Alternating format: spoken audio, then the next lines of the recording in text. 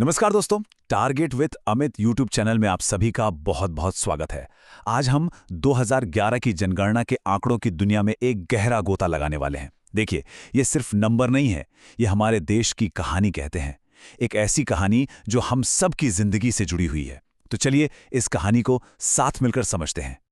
जनगणना कोई सूखी रिपोर्ट नहीं होती है।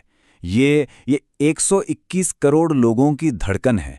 ये हमारे देश का एक स्नैपशॉट है, एक तस्वीर जो हमें बताती है कि हम कौन हैं, हम कहाँ रहते हैं और एक देश के तौर पे हम किस दिशा में आगे बढ़ रहे हैं। हर एक नंबर के पीछे लाखों जिंदगियां हैं और आज हम इन्हीं नंबरों के पीछे की असल कहानियों को जानेंगे। तो आज का हमारा सफर 4 हिस्सों में बटा होगा।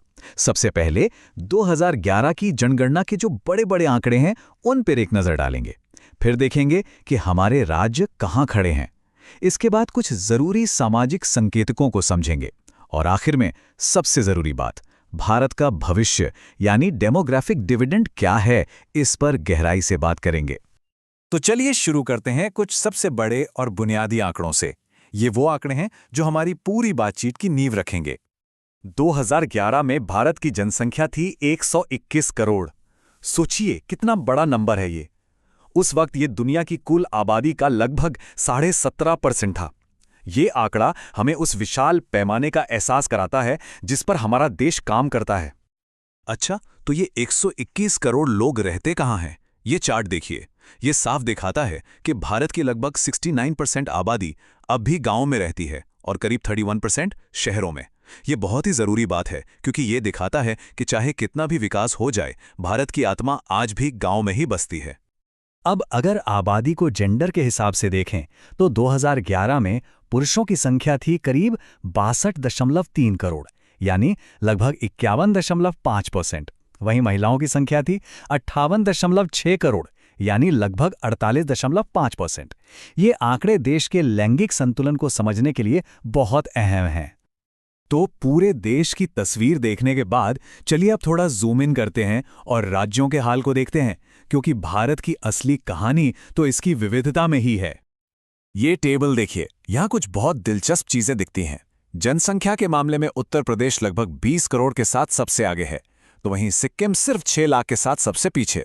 पॉपुलेशन डेंसिटी यानी 1 स्क्वायर किलोमीटर में कितने लोग रहते हैं, ये बिहार में सबसे ज्यादा है और लिंगानुपात में केरल 1084 के साथ एक मिसाल है, तो वहीं हरियाणा 879 के साथ एक बड़ी सामाजिक चुनौती की तरफ इशारा करता है। शहरीकरण की कहानी तो और भी अलग है।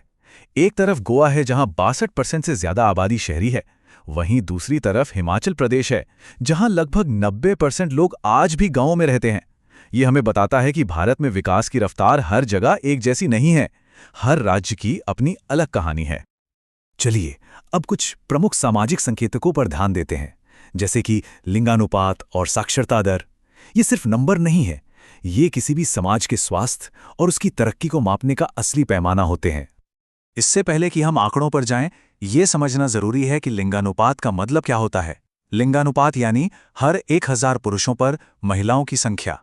अगर ये नंबर अच्छा है तो माना जाता है कि समाज में लैंगिक समानता है और महिलाओं की स्थिति बेहतर है। और यहाँ एक अच्छी खबर है, भारत ने इस मामले में तरक्की की है। साल 2001 में लिंगानुपात 933 था, जो 2011 में बढ़कर 943 हो गया। ये 10 अंकों का सुधार एक बहुत पॉजिटिव साइन है। ये दिखाता है कि जागरूकता और सरकारी कोशिशों का असर हो रहा है, हालांकि अभी भी सफर लंबा है। साक्षरता के मामले में भी एक बहुत अच्छी कहानी है। सिर्फ 10 साल में भारत की साक्षरता दर यानी लिटरेसी रेट लगभग 65% से बढ़ के 74% हो गई। ये लगभग 10% की एक बहुत बड़ी छलांग है और हम सब जानते हैं शिक्षा ही देश की तरक्की का आधार है। लेकिन यहाँ भी राज्यों के बीच एक बहुत बड़ा फर्क है। केरला 94% की लिटरेसी रेट के साथ हमेशा की तरह सबसे आगे है, जबकि बिहार 61.8% के साथ सबसे पीछे। ये फासला दिखाता है कि देश के अलग अलग हिस्सों में शिक्षा का स्तर कितना अलग है। अब हम आते हैं अपनी चर्चा के अंतिम और शायद सबसे जरूरी हिस्से पर। इन सभी आंकड़ों का, इन सभी नंबरों का भारत के भविष्य के लिए आखिर मतलब क्या है? तो सवाल यही उठता है, इन सभी आंकड़ों का भारत के भविष्य के लिए क्या मतलब है?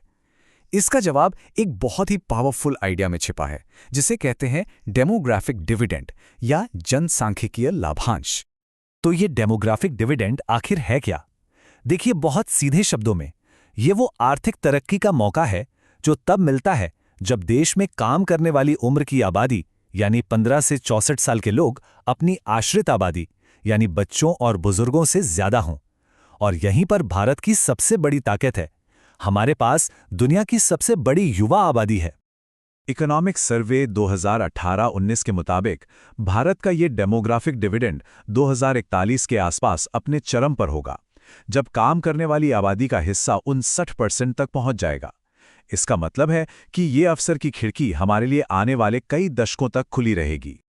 असल में एक्सपर्ट्स का मानना है कि भारत के पास 2005-6 से लेकर 2055-56 तक यानी लगभग 5 दशकों का एक सुनहरा मौका है। ये एक पीढ़ी में एक बार मिलने वाला अवसर है। अगर हम अपनी इस युवा आबादी को सही शिक्षा, स्वास्थ्य और हुनर दे पाएं तो ये भारत को विकास की नई ऊंचाइयों पर ले जा सकता है। सवाल ये है कि क्या हम इस मौके का पूरा फायदा उठा पाएंगे? ये एक ऐसा सवाल है जिसका जवाब हम सबको मिलकर खोजना होगा। अगर आपको ये वीडियो यूजफुल लगी हो तो target with Amit YouTube channel को सब्सक्राइब जरूर करें। ऐसी ही इजी और डिटेल वीडियोस के लिए बेल आइकन दबाना ना भूलें।